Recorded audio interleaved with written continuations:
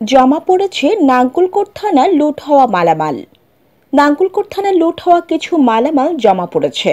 গতকাল রবিবার বিকেলে উপজেলা প্রশাসনের জমা পড়া ৩০ পর্যায়ের মালামাল থানার ওসির নিকট হস্তান্তর করা হয়।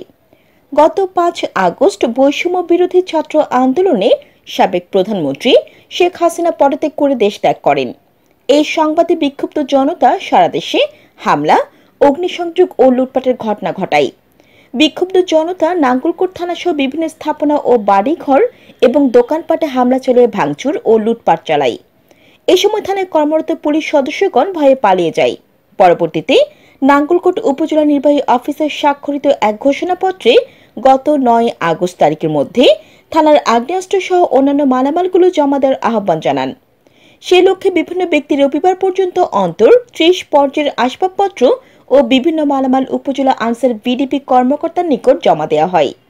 মালামাল হস্তান্তরের সময় উপস্থিত ছিলেন উপজেলা নির্বাহী অফিসার সুরাইয়া আক্তার লাকি, থানা অফিসার ইনচার্জ দেবাশিস চৌধুরী, উপজেলা আনসার বিডিপি কর্মকর্তা নাজমা আক্তার, প্রশিক্ষক আশু বরুডা, রিমা আক্তার লাভলি প্রমুখ।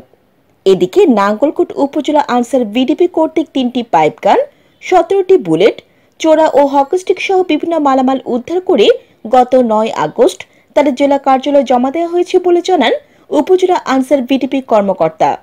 জান্নাতুল আফসানা, এন নিউজ 24।